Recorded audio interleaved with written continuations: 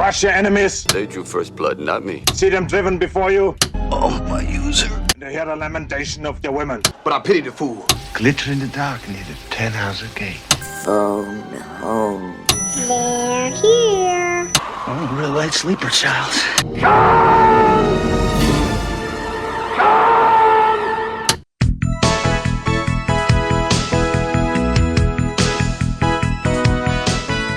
Welcome to Vintage Video, where we're rewatching the 80s so you don't have to. We'll be reviewing every major film release of the 1980s in chronological order, overanalyzing what you've seen and spoiling what you haven't. I'm Patrick O'Reilly. I'm Jesse Bayless. And I'm Richard Wells. And today we're discussing Death Valley, released May 7th, 1982. It was written by Richard Rothstein, directed by Dick Richards, and released by Universal Pictures.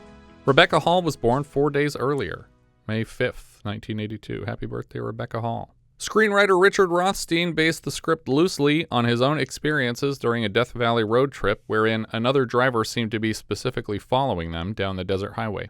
But he wasn't. That's the end of the story. He wasn't almost murdered Right. or anything. It's like a thing I thought in my head might be happening and wasn't, so I wrote a whole movie about it. It wasn't a road games situation? No, not exactly. Overthinking the encounter, he imagined what he might do if this driver was coming after him for real. And he were 8, I guess. Yeah, well, the drivers don't know this is happening in the movie. When did Duel come out? I mean, Duel. Very recently. This feels very like Duel/Road Games inspired to me.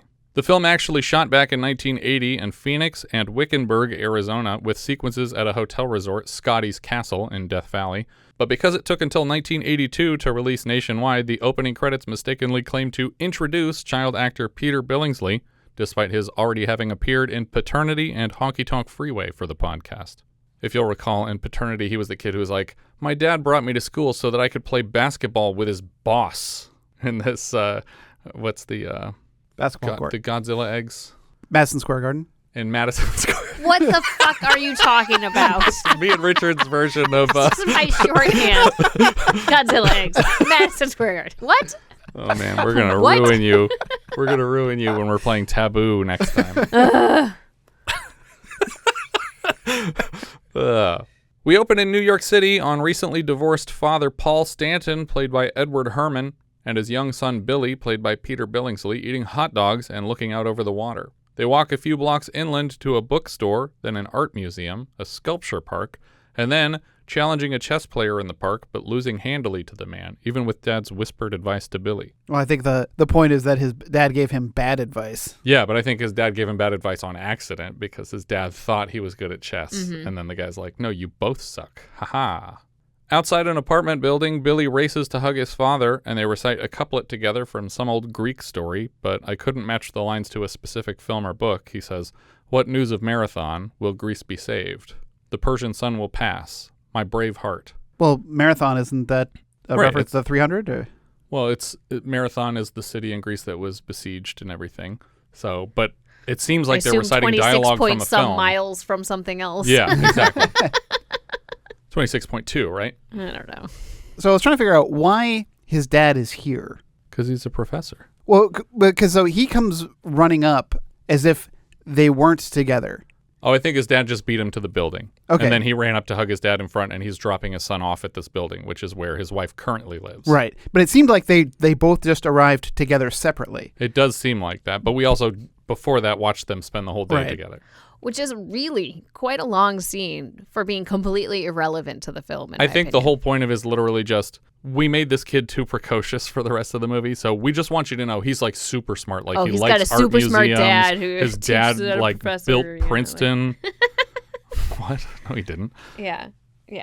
Like, I understand that we needed to establish that his parents are separated, and we also needed to, or divorced, and that we needed to establish that the kid would have a hard time with somebody else being in the picture, right, apart from his dad. Like, he loves his dad, and his dad's a good guy and all right. that. But I also feel like you could have done that in, like, a second worth of dialogue. Yeah, I think they did a pretty good job with the rest of the movie showing us that he should be with his dad. Yeah. So I feel like you didn't have to make him look so smart. I think you make the other person look plenty stupid. You're probably fine. I think it's just really interesting because this whole opening sequence is tonally different, and so are some other parts as well. But like there are like at least 2 different kinds of movies smashed together here. Right. And this beginning bit was very much leading me. I didn't know what the movie was about. And it's very much leading me to think, oh, this is one of our like divorce comedy drama movies. Well, it's funny because we just had him in A Little Sex as like the brother who's like giving these lessons to like the divorcing husband character. Well, I thought we were going to like do a Uno reverse on like Shoot the Moon or something. Sure, yeah.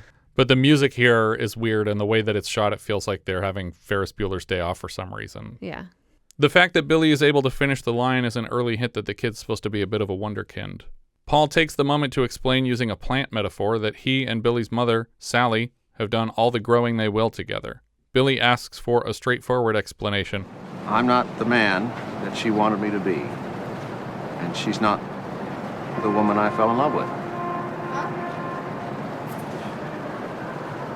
We both fell in love with a picture in our heads, not with each other. Billy starts to cry as he realizes he's being sent on vacation with Mom back to her hometown of Phoenix, Arizona. Paul does his best to stand up for his ex-wife and assure Billy that she's doing her best out there. Paul walks away from Billy outside the apartment building, and we cut now to Billy and his mother Sally landing at the Phoenix airport. Outside, Sally and Billy are greeted by Sally's high school boyfriend Mike, played by Paul LaMatt in a cowboy hat.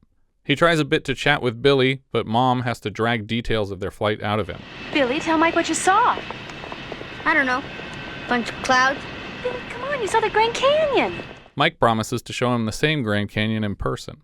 As they drive into town, we can see a theater marquee for a movie we've covered and a pre-1980 film we haven't touched yet. Did you catch either one? I did. I did, but I forgot what they were already. I didn't make a note. And I observed it because I was like, why are they so old compared to when this movie came out? Yeah. It was Blue Lagoon and China Syndrome. That's right. Nice. The score here as they drive a station wagon to Mike's home in Arizona is vaguely reminiscent to Danny Elfman's Beetlejuice score driving around the fictional Winter River, Connecticut. It sounds like Mike works in real estate selling parcels of land to local businesses, and he seems to do well. Mike points out the high school that he and Mom attended together. Possibly interpreting Mike's real estate stories as bragging, Billy does his own bragging on his father's behalf. Yeah, well, my dad's a professor at Princeton. And Sally does her best to temper the accomplishment for the sake of Mike's pride. Well, he's not exactly a full professor. Ignoring Billy, Mom and Mike do a bit of reminiscing on their high school days together. Mike happens to recall taking her photo for the local Miss Orange Growers Association contest and admits it's when he first fell in love with her. She can see this talk is upsetting Billy.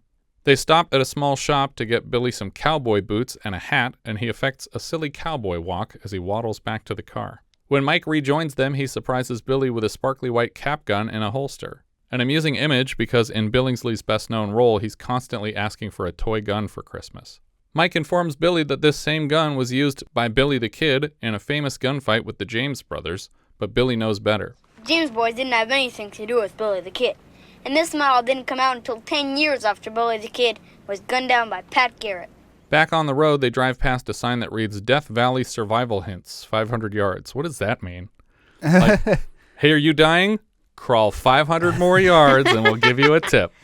I think that obviously in the days before cell phones, breaking down on the side of the highway in Death Valley was far more dangerous. And this is probably just a road sign to give you hints. Maybe don't wander away from your car if it breaks down. Stay there, stay in the shade, carry water. You don't want a fastball song written about you.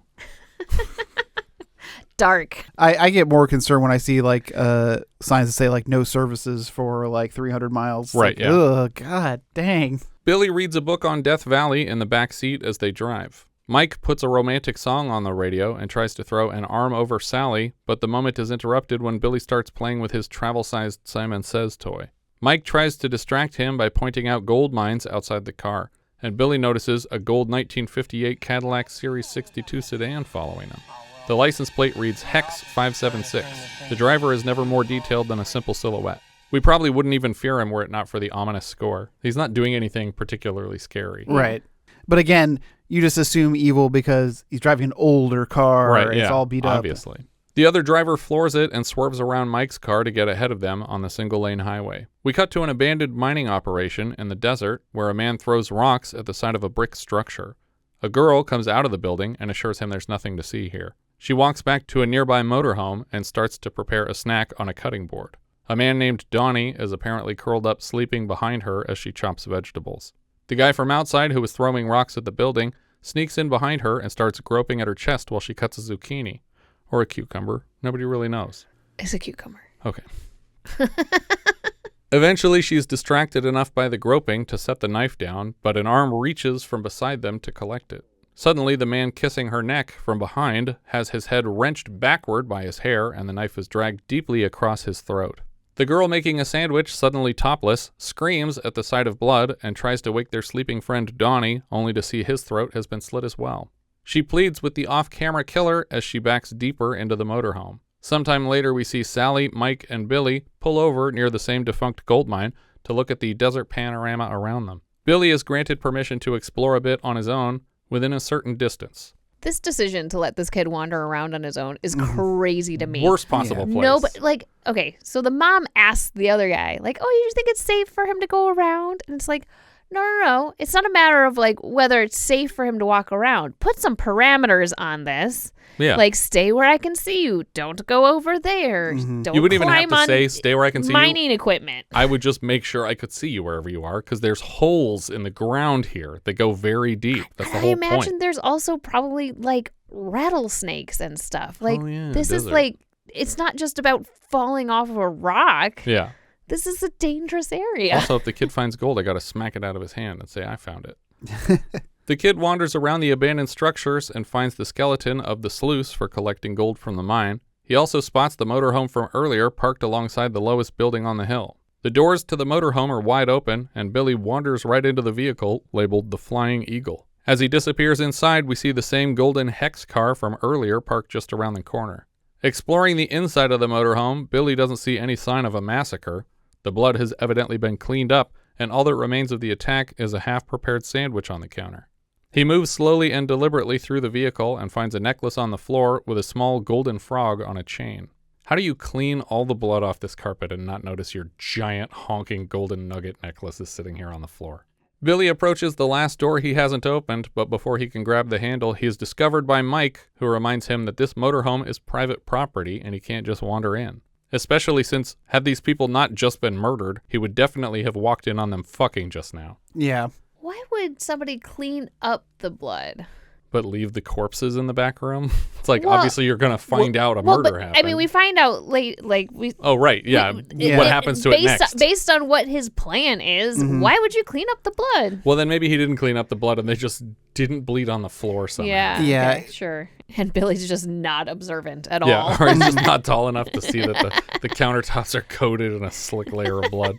That arterial spray. The best stuff. Mike escorts Billy back to the station wagon, and in a tight insert under the last closed door, we can see blood trickling down into the shag carpet. The station wagon pulls into the resort where they'll be spending the bulk of their trip. Billy sits in his room inspecting the necklace and nearly confesses stealing it to his mother, but changes the subject to Mike and asks if she plans on marrying this guy. She promises Billy that whatever happens, he'll always have the option to visit his father in New York if that's what he wants. It's like, look, if you don't like Mike, that's fine. Go the fuck back to New York. In exchange, all she asks is that Billy gives Mike a fair shot. They all head down to the attached diner together, and Billy notices most of the patrons here are wearing similar necklaces with animal pendants on their chains. Again, Mike tries to make the meal feel like a Western adventure, but Billy keeps it simple, modern, and boring. I'll tell you, Billy, the red chili's the best thing they have here. When you eat it, you feel like you're out on the range eating off a chuck wagon. One hamburger fries and a Coke. When the waiter comes around to take their orders, Billy is shocked to see the man has an identical frog necklace to his. It's possible the waiter is equally confused to see Billy holding the one he found, but it's not totally clear whether or not the waiter can see it from this angle. Yeah, I would say probably not. I would think so too, but it affects things later. Yeah. At this point, by the way, I was certain that belonged to one of the victims? The victims. Oh, okay. Yeah, like that's the impression that I got, was that it belonged to the victim. And then so now I'm sitting here thinking that this waiter, it's like, is that a loved one of his? is related to the victims in some way, and he's recognizing it, and I'm not sure what he's thinking. Yeah. Well, and not sure what Billy is thinking, because Billy doesn't know anything bad has happened. He's just seeing a person with the same frog necklace. So that's not everybody really, wears these around here, so maybe it's just a common thing. It's not ominous to him in that He thinks something bad is going to happen, but maybe he thinks if this guy sees it, he's going to get in trouble for stealing. Right, yeah. Because this guy obviously knows where it came from. Right. And who else might have one. Mike and Sally order the chili, and the waiter gives Billy a friendly swat on the back of the head with the menus as he confirms he'd like his burger rare. As the waiter goes to put in the order at the kitchen window, Billy sees the creepy golden car drive by outside. On the road again, headed to a local western attraction called Frontier Town, the station wagon slows when they round a hillside with flares in the road. They come to a complete stop at the scene of an accident. The motorhome from earlier has been burnt to a crisp and rolled off the road. Emergency services drag away what look like dead bodies in body bags from the smoking shell of a vehicle. The emergency vehicle winch is employed to tow the motorhome back up to the road, and when Billy sees the words "The Flying Eagle," he points out it's the same motorhome they saw. Mike offers to pass along their testimony to the police. In this case, that means Sheriff Perry, played by Wilford Brimley. I thought for sure, this was like a pleasant surprise for me because I thought for sure he was going to say, I think that's the same over here. And he's like, no, it just looks the same. What do you know kind of kid. But he's actually like, Mike is like, yeah, I think you're right. Yeah. And I think I better tell the sheriff that we saw it earlier. Yeah. It's like, oh man, these are really smart decisions that these people are making. Yeah. Will they stay smart decisions? You decide. Well, that's what pisses me off because they make smart decisions, and later on, it's the sheriff that F's them over. Yeah, well, the dad or stepdad is also doing a lot of really fucking dumb shit in the third act that pissed me off, but we'll get to that. Back in the car, Billy asks his mom what the punishment would be if a person stole something. She jokingly suggests that theft could come with a 99-year sentence and asks if Billy took something from the hotel. He's definitely not going to admit it now. Yeah. Mm-hmm. Billy marches right up to Sheriff Perry to announce that he took something from the motorhome today, and he wants to come clean. I stole something from that RV. And now I want to turn myself in. Even if it means 99 years. Well, why don't you just give me back what you stole, and maybe we can skip the 99 years. The sheriff seems spooked by the sight of the necklace and quickly pockets it. Perry asks for any more info Billy can provide, and he mentions the waiter with an identical necklace back at the hotel restaurant. He also shares with Perry his recollections of the gold car near the motorhome with bullet holes in the front of it. Sheriff Perry asks Billy one last favor, that he promises to have a good time at Frontier Town. Billy is shocked that the man guessed where they're headed, but the sheriff admits that's the only place this road leads to. After the family walk away, the tow truck driver informs the sheriff that the bodies have similar cuts to the other recent kills, and it's probably the same guy's work. The sheriff reminds him that he's a tow truck driver, and he'll wait for an actual coroner's opinion before linking the cases officially. Tow truck driver doesn't like the sheriff dragging his feet and accuses him of being too old for the job, even though he looks much older than Brimley here. We cut now to a nearby ghost town crowded with tourists in modern clothes and a handful of costumed cast members and enthusiasts. Mom convinces Billy to wear his new gun and holster before meandering through town. Crossing an empty street, Billy is challenged by a bandit in a black hat with a bandana over his face. He orders Billy to draw his weapon for a shootout. Mike and Sally watch excitedly from the sidelines to see how the boy responds, though in alternating inserts they seem worried by what else might be happening here. Maybe a crazy person is covering their tracks by killing a kid with information, even though he doesn't have any more information. He told the sheriff everything he knew. Billy is momentarily stunned by the situation, and after a pause, a second cowboy runs up with a white hat and opens fire on the bandit, knocking the man into the dirt. Only now does Billy retrieve his weapon and join in firing on the outlaw. After the man hits the ground, he slowly stands back up, pulls down his bandana, and smiles for Billy, inspiring a laugh from the kid. For the first time so far, he seems to be having fun, and the white hat cowboy pins a sheriff's star to Billy's shirt. And then charges them for for it. White hat asks for $1 payment for this little shootout scene, which seems like a fair price when you throw in the plastic sheriff badge. I was going to say, I don't know that it was for the whole scene. It was definitely for pinning a badge on the kid. Yeah. Elsewhere in town, we see the sheriff pull up to an adobe house in the middle of nowhere. He knocks on the door and calls inside to the structure itself. Hello, the house! This was supposedly a way that people used to address empty buildings in the past, but it seems to have fallen out of fashion since the 1980s. Do you guys recall the last few times we've seen people say hello to structures instead of characters? I think I remember one of them. I feel like it was in that Gary Busey one. Was it Barbarossa? Barbarossa is the most recent one. Yeah. Hello, the house! I only have, of course, MacGyver one? my MacGyver reference. And which one was that? Hello, the ship. Hello, the ship from MacGyver episode. I had to look it up, but I think it's season 3, episode 4. Oh, that's right. It was a Vancouver episode. Hello, the ship! That's the Bigfoot episode. Mm-hmm. We also had Hello, the cabin! and Don't Go in the Woods Alone. Sheriff Perry is eventually invited inside by a voice. Inside, he finds the waiter from earlier, credited as Hal, shirtless at the stove, cooking up lunch for himself. Perry seems distracted by random details of the home, but it's not clear what's particularly interesting about them. I guess it's just a different style for this area. Hal realizes that Perry hasn't been here since his dad died, but he spent some money redecorating, and he's proud of it. Perry asks where Hal's brother Stu is, and he says his brother is out looking for gold at a mine called the Bullfrog, which explains the necklace. Perry reminds the waiter, Hal, that the gold mine he and his brother have been struggling with has been barren for decades. No gold over there. Okay. Tell people that. That's a good story. You keep telling people that. Hasn't been any gold over there for 60 years. I watched your dad work that worthless hole for 50 years, and all he come out of there with was a sore back. There's no gold over there. Okay, that's a good story, Perry.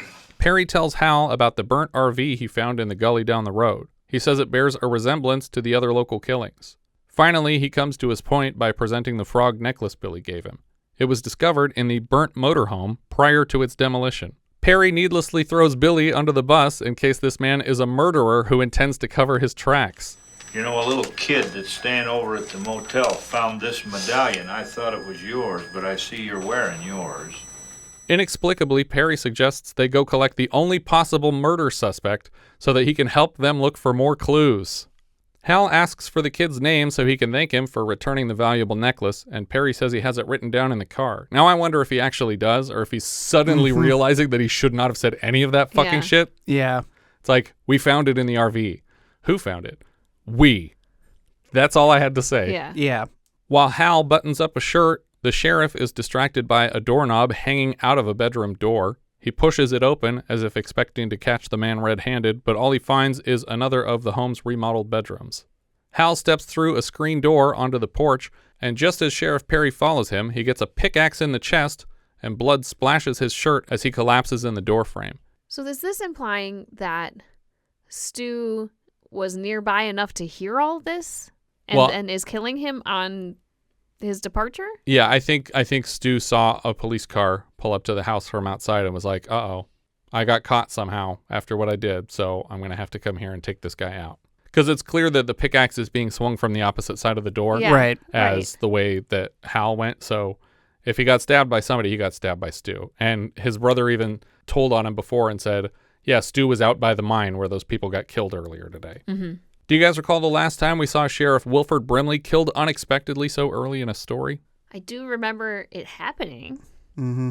I don't remember what movie that was. He had pulled somebody over, and he was checking the back of their truck, and he found a bunch of immigrants that had come over the border in the back of a fruit truck. Was it The Border? No, it's the other one, the Bronson one.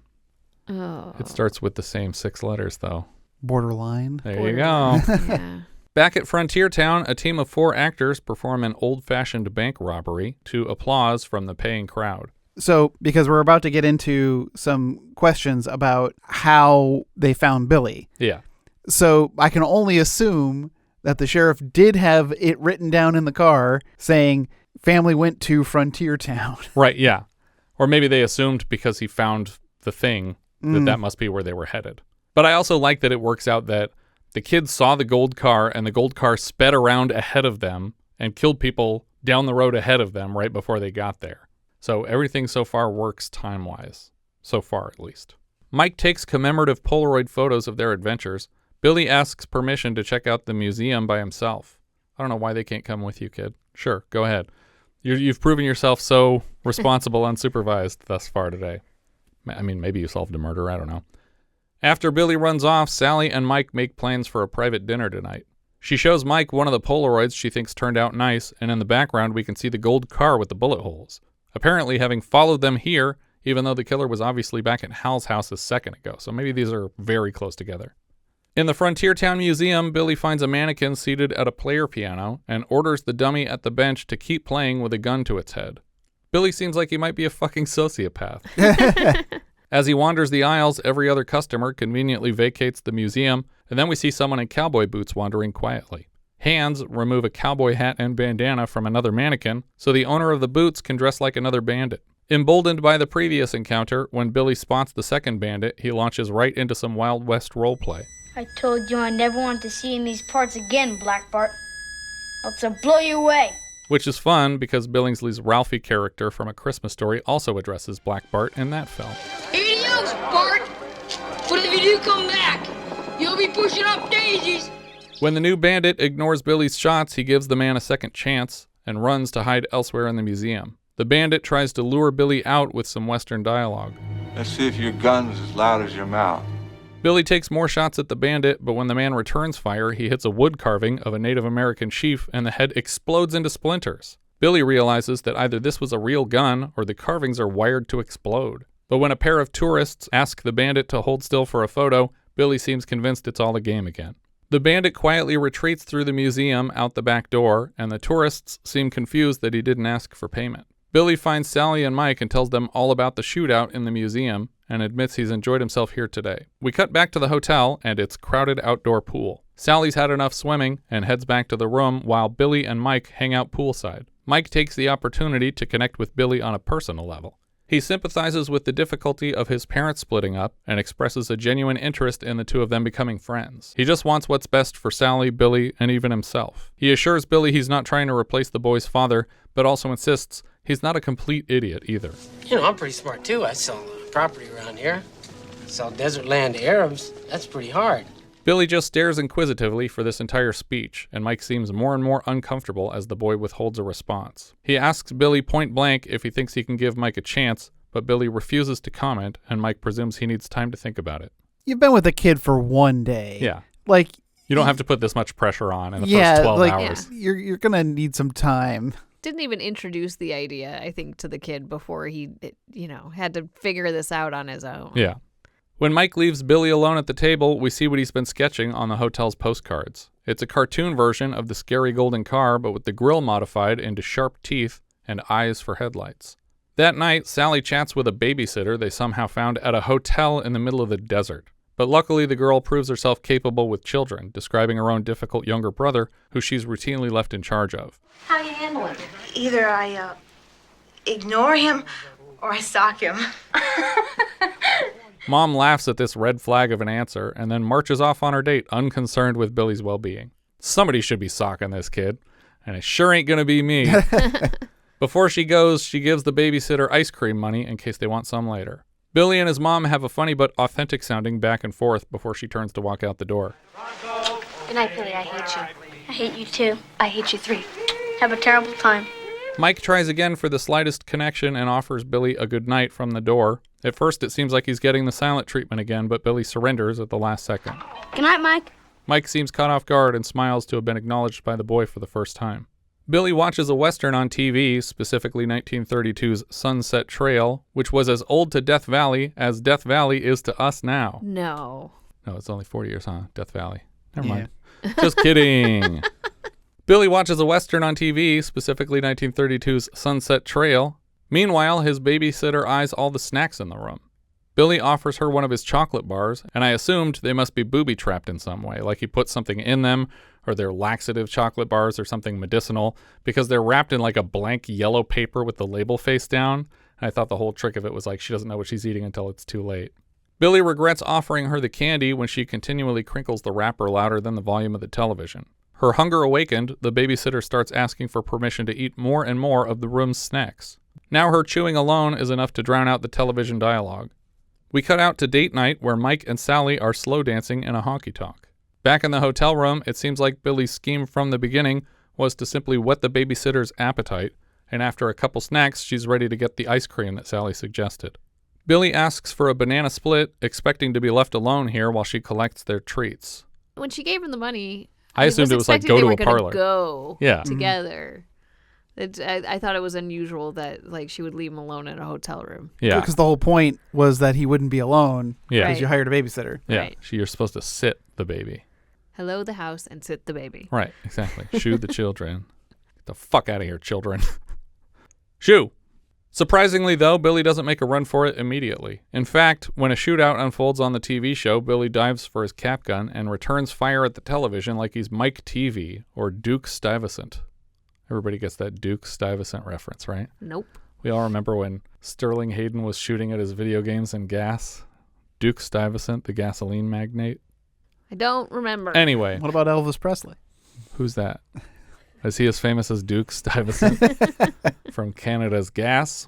I'm just calling Canada the director now.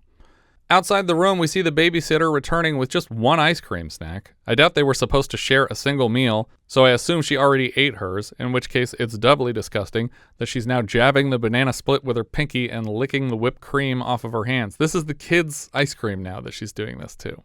She hears a nearby soda vending machine suddenly activate and fill a cup. Not seeing a customer around, she assumes the universe just poured her a free drink. She collects the cup from the machine and takes a sip of this mysterious beverage, but before she can even enjoy it, hands reach in from out of frame and slit her throat, the same as the folks in the RV. The arms of the killer cradle her to the ground, and then the killer's hands dip into her pocket to collect the dead babysitter's room key. Back at date night, Mike places a drink order at the bar and overhears the tow truck driver from earlier discussing a recent slew of murders that Sheriff Perry wants to keep mostly under wraps to avoid spooking the public. Even more conveniently, they mention that Sheriff Perry went to the Peterson house to interrogate the brothers about a clue discovered in the RV by a local tourist kid. Well, I feel like they had to put 2 and 2 together for this guy because he's not that smart. Yeah, I just love that they say all of this right in front of Paula Matt. But it's just like, oh, fuck. Like, there's no way you're not talking about this kid. I gotta go. It's like Wayne's World. It's like, the guy sure had an awful lot of information for a tow truck driver. Yeah. Before even notifying Sally what he's heard, Mike steps to a nearby payphone and waits his turn to call the room and check on Billy. I feel like this is a situation where you would say, there's an emergency. I have to use the phone. Can I use the phone, please? Some people are trying to kill a kid that I know. That sounds weird. Billy sees the doorknob wiggling and assumes the babysitter has returned with his treat. He flicks off the lights expecting to surprise her with his cap gun, but when he sees the waiter's face in the crack of the opening door, he knows something is terribly wrong. This might not be the waiter. This might be the other guy. Is that a spoiler? I don't know. I think it's supposed to be unknown. Right now, we're supposed to think that he's seeing the waiter and that he's freaked out because he thinks he's being taken by the gold frog curse or whatever the fuck. Billy retreats to the hotel bathroom and locks himself inside. Hal locks the outside room door and goes to knock on the bathroom door. Just then, the phone rings as Mike tries to reach the room, but nobody answers it, and he hangs up, worried. Hal pretends out loud that Billy has accidentally locked himself in the bathroom and offers to pry open the door using his own switchblade.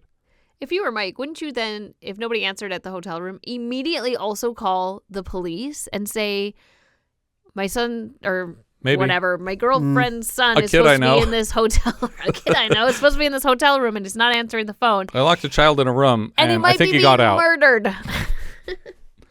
Inside the bathroom, Billy combines every chemical he can find in a shower cap and turns on every available faucet full blast with hot water to form a smoke screen of steam. When Hal pushes his way in, he tiptoes slowly through the steamy room, and it looks like Billingsley was supposed to pull the shower cap fully over the man's head, but he couldn't quite reach, and after numerous takes, I'm sure they just settled on one where he sort of spills the shower cap on the guy. Yeah, like it's supposed to be like a cream pie kind of, yeah. Like it's like the throws in your face. Yeah. I would have just kept one of the aerosol can sprays as soon as he just comes in, just get him. I would just whip him in the face with a gold frog, but I don't have that anymore, I guess. I wouldn't have given it to Brimley. While the man follows Billy needlessly slowly, the kid bangs on every door all the way down the hall screaming for help. My best guess is that all these people were killed first, or else he'd be moving a lot faster to stop him. Or they might just be empty rooms. Maybe, but it just seems like the guy's like, there's literally no way anything could stop me now. And it's like, then maybe he took care of the whole hallway first. He's very prepared. When Billy hides near a hotel pool, the killer pauses for a moment to flush his eyes with pool water to get the toothpaste and shampoo out of them, and then to get a lot of chlorine into them. So that is my note here. It's like this isn't helping as much as it's also hurting. Well, I had two parts. So it's like Hal cleans his eyes with pool water. Not sure if that's going to help. It's either too chlorinated and it's going to make it worse, or it's not chlorinated enough and you're going to get a serious infection. Yeah. But at least you have no more cavities in your eyes.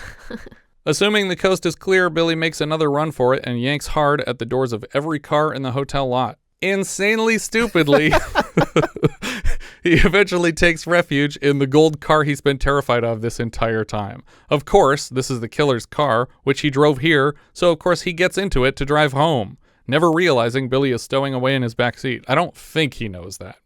Yeah. Maybe he does, because Otherwise, it's very stupid of him to let this kid wander around the hotel knowing what he looks like and that he was trying to kill him just now. The killer rolls down his windows and shouts to Billy, who he apparently assumes is outside the car. Mike and Sally run up to their room together and find it empty. The bathroom is still all steamed over from Billy's scheme.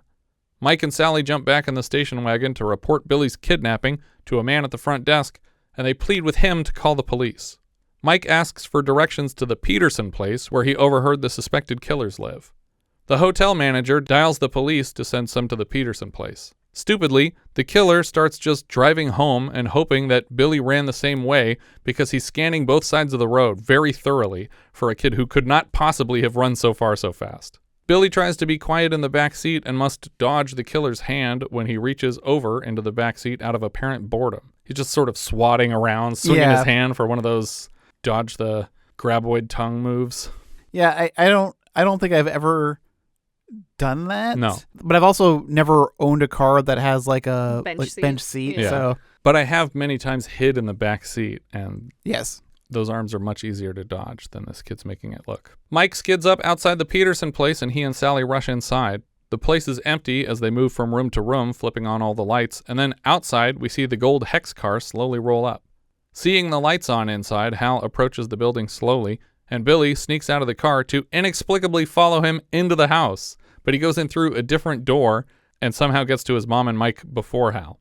Suddenly, the various light sources are exploding around the house with shotgun blasts, and the family scrambles for a place to hide. Do you guys recall the last time we saw people shooting out all the light sources in a cabin? Yes. Oh, yeah. What is it, Richard? It's Wolf Lake. That's Wolf right. Lake. Yeah. Generic movie names. Which was later adapted into Wolf Lodge, the indoor theme park. They whip open a cabinet and find the bloodied corpse of Sheriff Perry, which falls forward. Mike pulls the gun from the sheriff's holster and walks slowly around the dimly lit room. So Stu is here at the house, right? Maybe. Okay. That answers your question, I think. Not at all. Suddenly, Billy can hear Santa and his 8 reindeer clippity-clopping along the rooftop, but it's actually just Hal up there, dancing like a maniac. As he dances, he speaks to the ghost of his father. He tells his dad that all these intruders are trying to steal their mine and the precious gold within. But if you think about it, the first 2 victims we saw were there at the mine that they don't own, and they were there looking for gold. They were looking for things to take. Right. So if they actually own that mine, which I don't think they do, I don't think this is like a butterfly situation and they're just shooting anybody who comes by, but it's possible that could be construed as like a home invasion situation. And here, these 2 people don't live in this house. Yeah. They went into this house without anyone's permission, and the kids in here too, they're all intruders. Like, I don't think that he would be in a lot of trouble for killing all 3 of them here. Except for the corpse of the cop corpse is hard to explain, for sure. Papa! I'm dancing on the roof, and there ain't nothing you can do about it! Well, he's just damaging his own house. Is he, though? I mean, it seems pretty sturdy. It seems like dancing up here is something his father strictly forbid, and he's excited not to need permission anymore. Do you guys remember the last time we saw a character who was excited that their parents had died because it meant that they could do a thing that they weren't allowed to do before, and then they shouted to their parents' ghost for a while about how they were going to do it anyway? In this case, I think it was listening to loud music in the house. And smoking, possibly. Oh, gosh. It's a while back. Early 1980. Was it the one where the black the one where the guy was living with his aunt, and then he pushed his aunt down the stairs? No, this one he's living with his mom, but she dies early in the story. Oh. What's the one I'm thinking of? You're thinking of Fade to Black. Fade to Black. Okay, I knew Black was in the title. Thank you. I was like, he kills his aunt, so right. I thought maybe he was excited to have killed the aunt. Yeah. I got nothing on this one. I feel like I'm close. I can give you a hint. Yeah. It's a don't movie. Well, there's Don't Go in the Woods Alone. Not that one. Don't Answer the Phone. Not that one. I don't know. What's our other don't movie? Don't Go in the House. Don't Go in the House. The one where he builds the like flamethrower room to cook bodies. Oh, yeah. I forgot about that one. But his mom's corpse is upstairs. Right, and he's like, and then suddenly his mom is shouting at him from upstairs. Like the ghost of his mom is like, you stop doing that. And he freaks out. Right. I forgot about that one. He fires his weapon up at his father in heaven. With impressive speed, Hal is somehow back down off the roof and firing his weapon into Mike's parked car and then throwing things through the window into the house at the family again. It's mostly car parts, and at first I thought he was fully disassembling Mike's car, but he might also have just had a bunch of junk in the front yard. And again, this might not even be Hal doing it. Yeah. But it also reminded me of Any Which Way You Can, because there's a scene where he's like, Clyde, take this car apart. He's just like throwing bumpers and stuff through the air and wheels and stuff. Yeah. Suddenly, Hal leaps into the room with a rifle pointed at Mike, and before Mike can pull his trigger, Hal fires, and what we thought was Mike is actually a reflection in a mirror, which explodes. The real Mike turns to fire on Hal, who apparently doesn't know where he keeps his own mirrors. Yeah, it was like, this is your own house. But also, Mike would have to know that Hal was looking at the mirror instead of Yeah. him, because he'd have to have turned to be looking at the mirror to make it look like he was looking at Mike. Yeah. He seems to only notice when the mirror explodes that he didn't get shot. Yeah. Which is crazy. So I was really worried your reflection got me. Have you seen the Key and Peele sketch where like Keegan is like chasing this like evil guy through a house of mirrors and shooting the mirrors? Like, that's not me, detective. And then finally he shoots one. He's like, oh, that's just another reflection. You missed. It's like, no, I got you. He's like, no, you didn't. That's amazing. They did a couple of those on MacGyver. There was one like brainwashed one where he's escaping people in a hall of mirrors. But there was also one where he was like downtown LA and he used like a sheet of Mylar as like a mirror, and they shot through it. We had one on the podcast, too, early on. The Bogart's face was a Yeah, mirror. there was some mirror stuff in there. Mike hits Hal in the gut a couple times before he finally collapses to the kitchen floor. Mike leads Sally and Billy past a few florpses, which is what I call floor corpses, and out to the demolished car. The obvious solution here is to take the functional gold Hexmobile, but Billy is so terrified of the car now that he frantically begs Mike and Sally to walk instead, and they do, like idiots. As soon as they clear frame on foot, we see the remaining lights in the house turning off one by one, suggesting either Hal has survived his injuries or there's someone else in the house. And his father always told him not to waste electricity by leaving all the damn lights on. Exactly. It's like that Texas Chainsaw Massacre where he's about to drive away with the girl in a bag in his passenger seat, and then he's like, oh, hold on a second, and he goes back in the house and turns off all the lights before he drives off. Don't want to waste electricity. Mike, Sally, and Billy reach the next building on the road, a large stone castle with signs announcing the hours of guided tours. It looks closed and empty for the night, so Mike shoots the lock off the gate with the sheriff's gun to get inside. They find a phone and call Highway Patrol for help, and we jump cut to Mike sitting to take a nap in a guest room for a bit. Billy and Sally are both worried about him because, as far as they know, he's never killed a man before. And he's injured too, right? I don't know. He's moving slowly. He's not talking very much. He might just be a terrible actor. But it does seem like he's injured in some way, but we're never getting that classic insert of his shirt reddening with blood under a hand. Almost immediately, a horn is blaring outside. That them already? Technically, we don't know how long it's been since the call, so it's not impossible, but it seems very fast. But then, Mike does maybe the dumbest thing we've ever seen in a thriller slasher. From the door of the building, he can for sure see that there's no cops here. There's no lights, there's no police cars, and where there would be, he can see the Hexmobile that he walked past outside the Peterson place. So someone came from there and is here now in the same car. Mm-hmm. He walks right up to the car with its driver's side window rolled down and practically jams his head inside, begging the crazed gunman from down the street to blow his brains out. But in the driver's seat, all he finds is Hal's bloodied corpse propped up against the wheel with its eyes wide open. Or maybe it's a living guy. I don't know. I don't know what happened here. The second hand grabs him from out of frame and spins him to face a second Hal, Stu's identical twin brother. Or possibly this is Hal and Stu's the dead one. I don't know. Yeah. Somebody's dead and someone's alive. Impossible to know. Harder to care. Stu Hal takes a... Oh, sorry, were you going to say something? No, you're asking all the same questions I had at the end here. Stu Hal takes a couple slow motion swipes at Mike, but whiffs them both, and Mike makes a break for the castle to lure the murderer toward his girlfriend and her son. The two of them wrestle each other through several shadowy rooms, and Mike tries to wrench the knife from Hal Stu.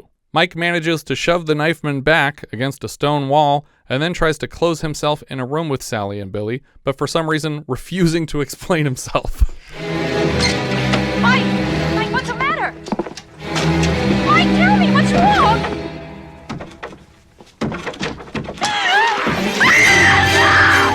Eventually, Hal Stu pushes his way in, and the men are immediately grappling for the knife again. But Stu Hal seems to win, and Mike slowly curls up against the wall as the stabber spins to approach Sally, who, until now, has been comfortable just observing.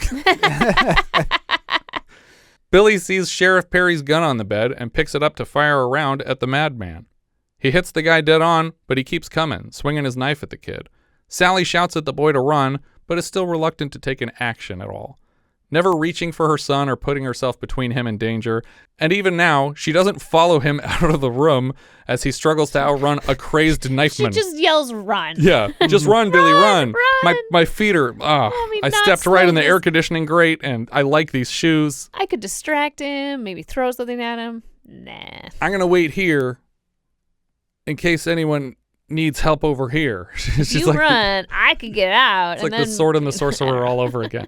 We're going to hang out in this stairwell just in case, unexpected emergencies. This is all an elaborate ruse to get Billy to go back to his father. Exactly. It's like, they must have died in the hotel. And Do you think the dad hired these twins? Billy flies out of the building and down the road as the killer follows him at a leisurely pace through the desert night. Suddenly, Billy finds himself caught in the headlights of the Hexmobile, which chases him around honking incessantly for a while until Hal Stu jogs into frame ahead of him, and the Hexmobile mows him down. Hal Stu tumbles over the hood before Billy realizes it wasn't the killer threatening to run him over this time. It was his own soon-to-be stepdad, threatening to kill him. The force of the collision evidently knocked Hal Stu into the air, and he landed on the sturdiest yucca plant in the world. The leaves of which can now be seen protruding from his corpse in every direction. That's right, he was impaled by the leaves of this plant. In multiple directions at once. Right. Yeah. I mean, yucca plant's leaves will go through your jeans. Yeah. But not through your body. Not through your bones. Your spine. Yeah, that's pretty impressive. Unless this is like a decorative one made out of really sharp metal.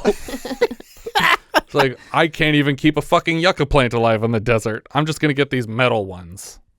The obvious ending would have been to kill him with the machinery of the barren mine, but this is still funny enough to be an acceptable alternative. Sally and Mike hug the boy, and we freeze frame for credits. The end. That's the end. Amazing. It ends like it starts. It's just like, okay, that's it. I guess it's over. I didn't need any more wrap up than that.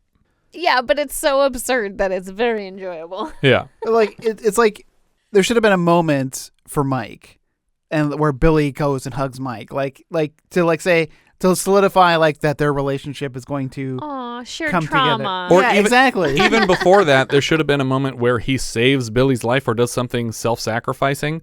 But that doesn't really happen. I mean, he picks up the gun and he's prepared to shoot somebody, but he does the dumbest stuff after that. And he literally leads the killer directly to them both. He's like, I'm going to hide in that room with the child. That's where I want this killer to be trying to get into. I guess you could argue that he sees a twin and he goes, oh crap, there's more of them. Maybe I should go check on them just in case there's more in the house. Yeah, like it's a body snatcher situation. Oh my God, there's an army of clones. But yeah. That's Death Valley. It's an odd choice. It's a studio film, which I think is the weirdest part of it. I think that Universal hadn't gotten in on the game with all of the slashers that people were doing this year, and they tried to put one together with people they had. I have to assume that Billingsley was at least attached, if not already like planned for a Christmas Story when this, because that's next year. So I think they knew he was going to be a name. He'd been in a couple things already. And Paul LeMat was in American Graffiti for Universal, so I think they were like, he's a name, he's going to help us sell this. And then Wilford Brimley, by today's standards, I would say is the biggest name of the three. Right, but still, and they kill him in the first act. Well, yeah, because he still wasn't super... Right, exactly. But now I'm wondering about that China Syndrome poster, if that was intentional. Right. But the budget makes it look like it was an Australian thriller. Yeah. That it looks, because it's all shot in the desert and everything, it makes it look like one of those movies that was paid for with a grant from the country, but it's too hot to be Canada. And And so that means it's Australia. But it's not. It was shot in Arizona and California.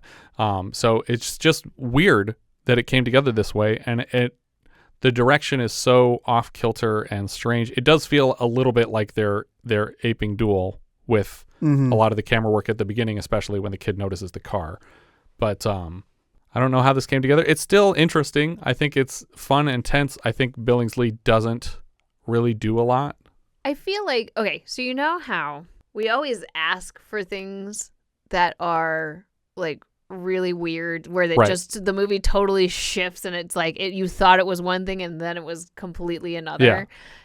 This is what you get when you do that. So maybe you don't actually want that. No, I do. I just want both halves of it to be competently handled. Oh, I think. I was enthralled the whole time. I thought it was very enjoyable. I did have fun with it, but I didn't know if I was supposed to care which twin I was looking at, or if I wasn't even supposed. Like, I didn't realize until I was listening to some podcast reviews that it's a twist that they're twins. Because the whole time I was like, well, obviously they're twins.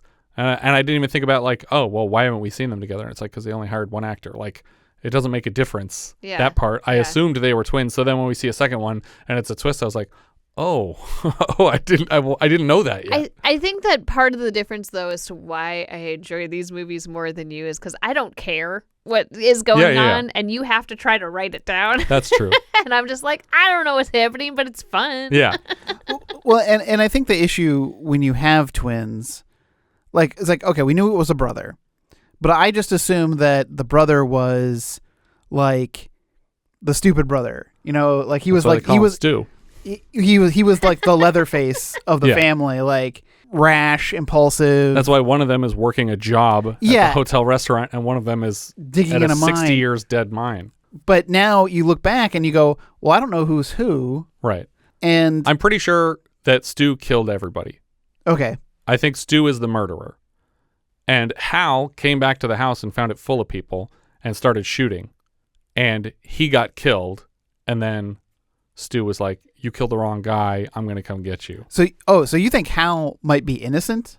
I don't think he's fully innocent because he's opening fire on and he was obviously complicit in the death of the sheriff. Yeah, because nobody's freaking out suddenly when the pickaxe hits Wilford. They're just like, yep, that was the plan that we talked about before he showed up. But it seems like I'm trying to get their mentality. It's like they're afraid of somebody finding gold in the mine. Right. When nobody has found gold in the mine for 50 years. Right.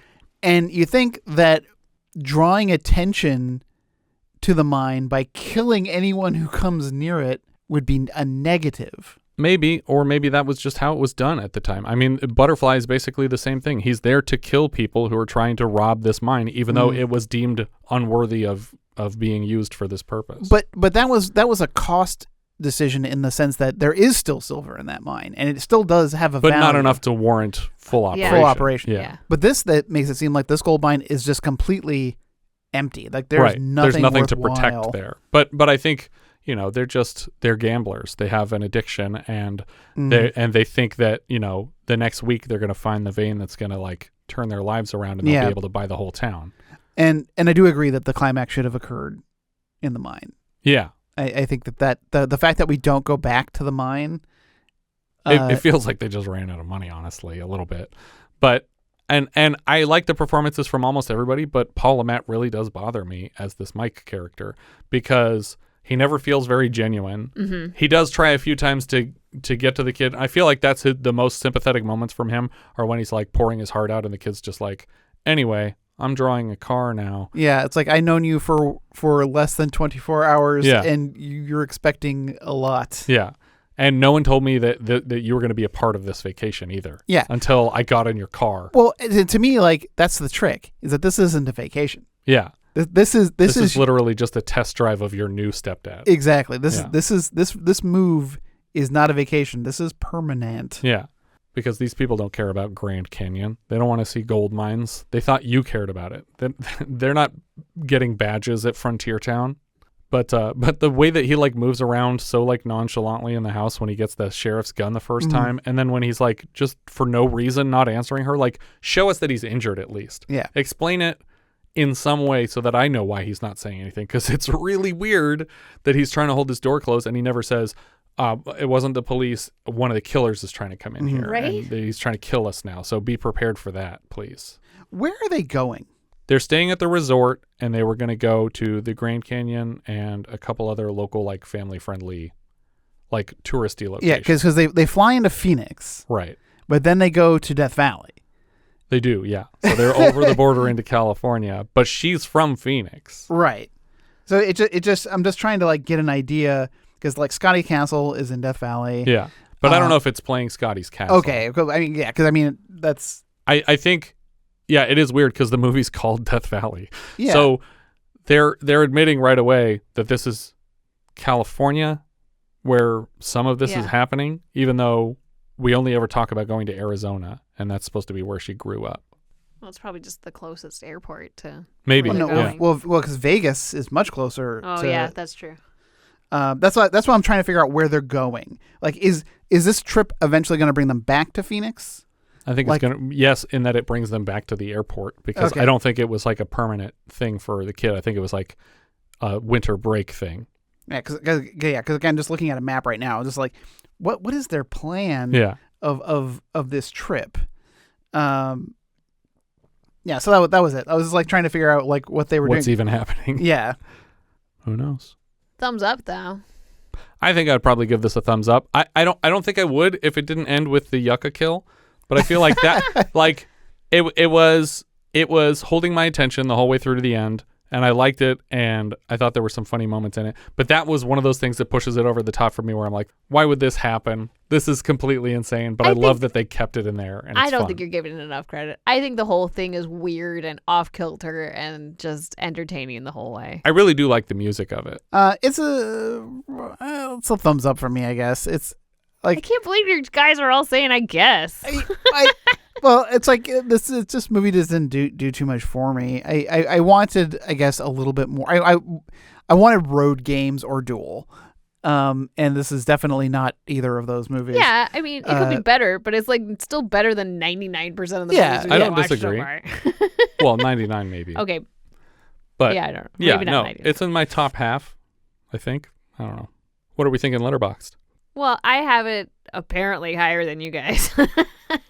I have 6. I have it at 16, so it's under The Long Good Friday and above The Chosen. Okay. I have it at 33, which puts it below Parasite but above Pandemonium.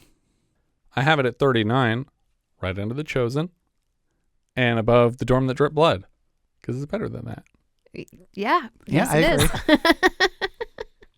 Our director here was Dick Richards. He'd previously directed Robert Mitchum's first Philip Marlowe outing, Farewell My Lovely, and more recently, Richard wrote and directed March or Die in '77. Later, he co-directs the 1986 Heat, starring Burt Reynolds from a William Goldman script. Later this season, he also co-produces Tootsie for a Best Picture co-nomination alongside director Sidney Pollack. Writer Richard Rothstein, this is the earliest screenplay credit I recognized for Rothstein. Later, he directs the Psycho TV movie sequel Bates Motel in 1987, and he went on to create HBO's horror anthology series The Hitchhiker, and then writes JCVD vehicle Universal Soldier and takes story credit on a handful of direct-to-video sequels for that.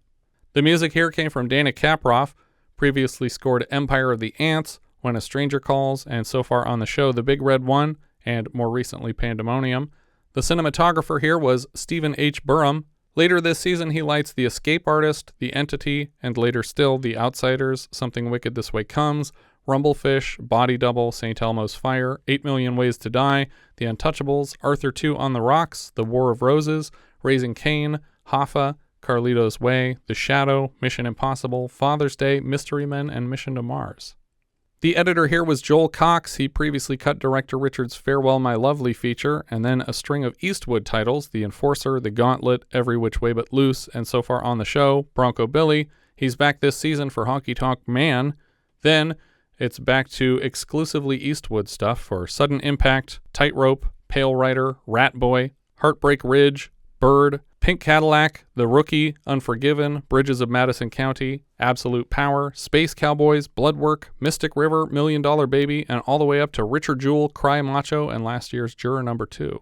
Paul Amat played Mike. We've seen him now in American Graffiti. He came back for the sequel to that, And in the 80s, we saw him as Melvin Dumar in Melvin and Howard. Later, he's in Rock and Rule, Strange Invaders, and he shows up in one episode of screenwriter Rothstein's Hitchhiker series.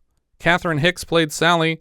Sybil Shepherd was supposedly considered for the part, but could not accept. I feel like that would have helped a lot probably for me, because the lady isn't really given much to do, and I feel like if it were Sybil Shepherd, they would have given her a bigger part of it. I agree with that.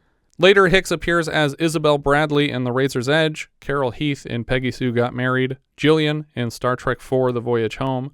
In 88, she plays Karen Barclay, mother to another unlucky child, in the first Chucky movie, Child's Play. Stephen McHattie... Wait a minute. What's up? You're not even going to mention the thing I think she's most well known for? What's that? She's the mom on Seventh Heaven. Oh, is she? Yeah.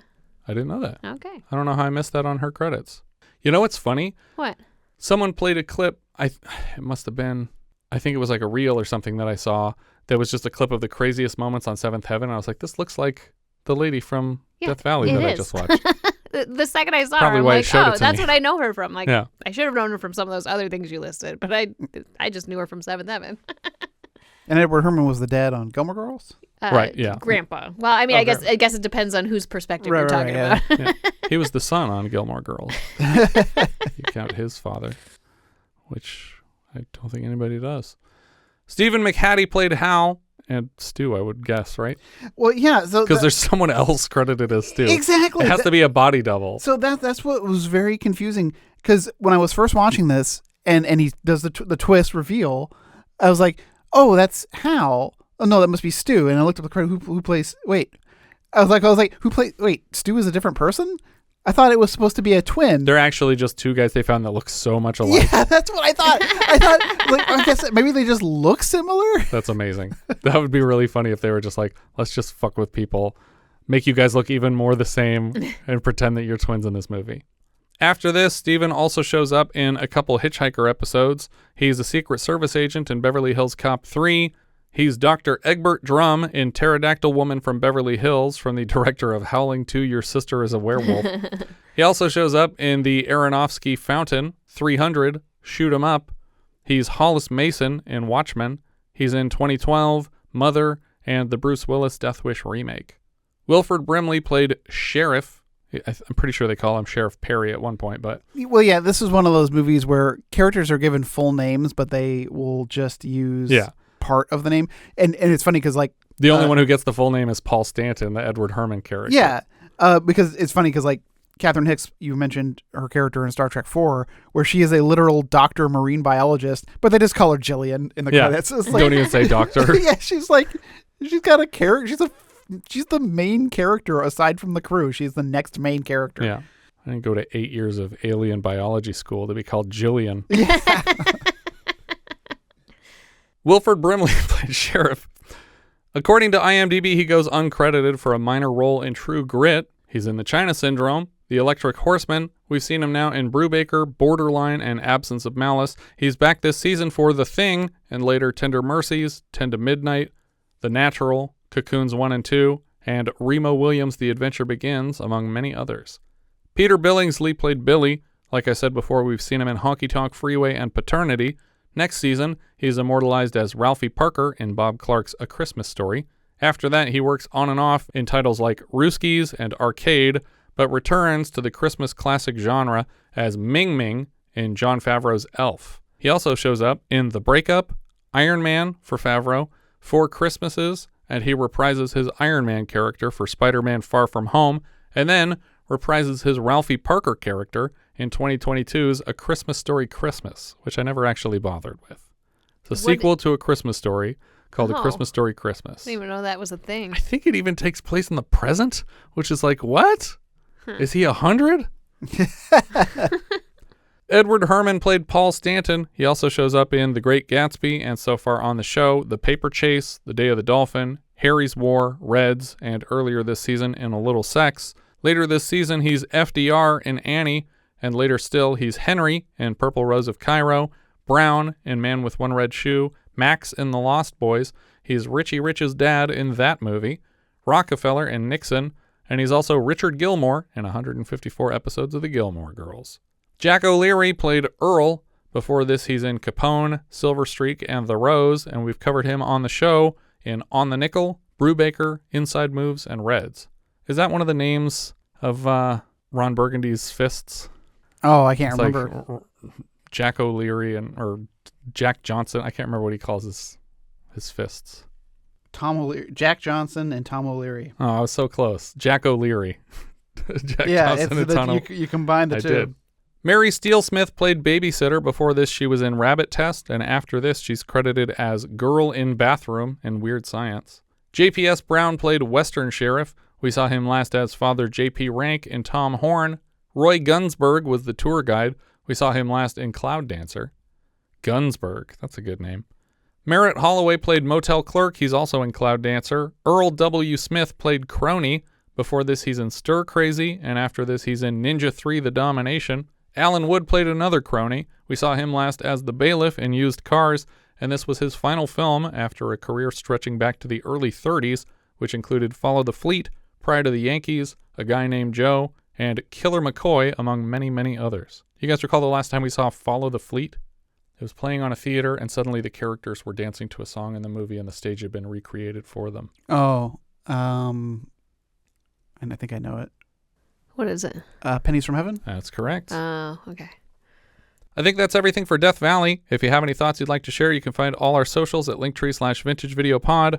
If you really like the show, maybe you should join our Patreon campaign at patreon.com/vintagevideopodcast for access to all our monthly 70s reviews and a hand in choosing next month's film. Patrons are currently choosing between Day of the Locust, The Iger Sanction, The Fortune, French Connection 2, The Happy Hooker, Mandingo, Mary Mary Bloody Mary, Moonrunners, The Return of the Pink Panther, and The Wind and the Lion for a 50th anniversary review next month. Thank you so much for listening, and I hope you'll join us next time when we'll be discussing Forbidden World, which IMDb describes like so. In the distant future, a Federation Marshal arrives at a research lab on a remote planet where a genetic experiment has gotten loose and begins feeding on the dwindling scientific group. This is what I'm talking about, people. We need more Death Valleys and Forbidden Worlds. Crazy stuff going on. I don't want very slow character pieces or weird Jersey Shore Romeo Juliet stuff. Yeah. Let's just have a real movie where weird shit happens.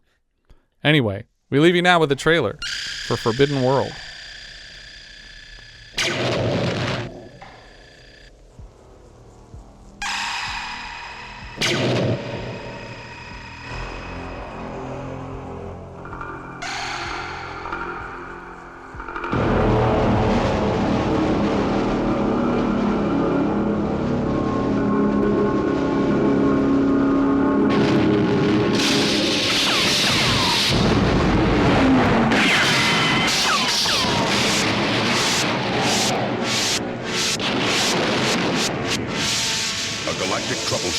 Summoned to the Forbidden World, held in an icy grip of fear by a weird biological mutation.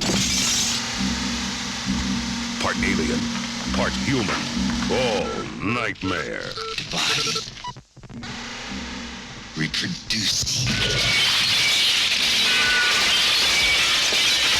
This is an A-priority, high-security research facility. Actually, it's a scientist's dream.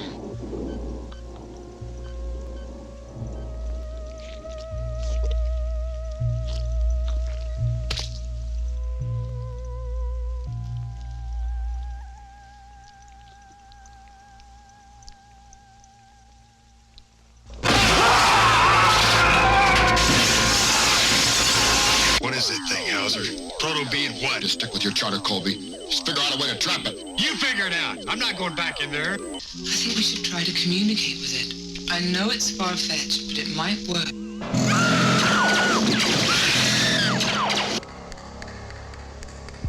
Hey, hell!